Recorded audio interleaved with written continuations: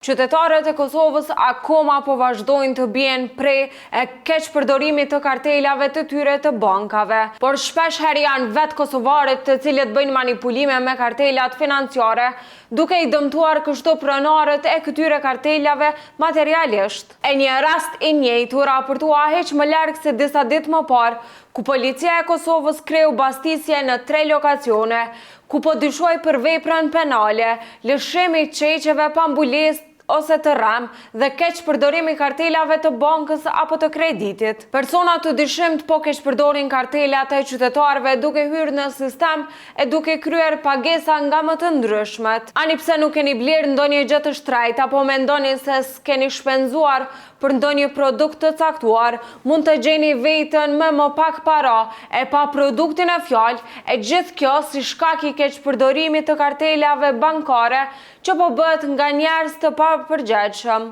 Shpesh herë keq përdorimet bëhen duke u marrë fjalëkalime të kartelave nga linqe të ndryshme, të cilat ju dërgohen që të klikojnë në rrjetet sociale.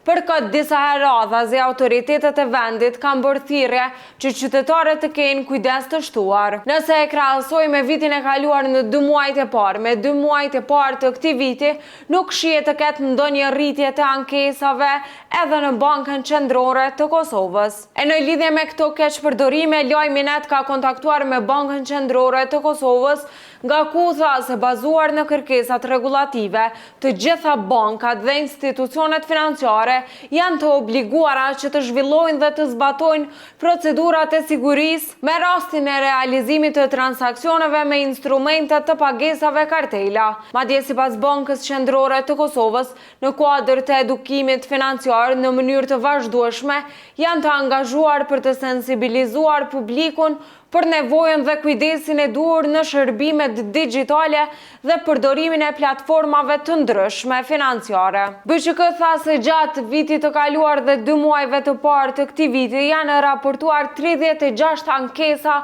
në lidhje me keq përdorimin e kartelave. Për BQK-n nuk është hera e parë që trajton në raste të tilla të keq përdorimit të kartelave financiare nga qytetarët, të cilët të dhënat e tyre i shpërndajnë në valë të ndryshme e ku mundësia e manipulimeve është e lartë, ani pse në Kosovë vitin e fundit nuk ka pasur rritje të rasteve. Shumicën e rasteve këto keq përdorime janë bërë për blerje apo në disa raste duke transferuar shuma të ndryshme të parave. Pikërisht për këtë pati edhe të tjerë që jetuan në Kosovë, por keq përdoren kartelat bankare të njerëzve të huaj anë mban botës, duke përfituar për vete para të majme e duke krijuar perandori pasurie.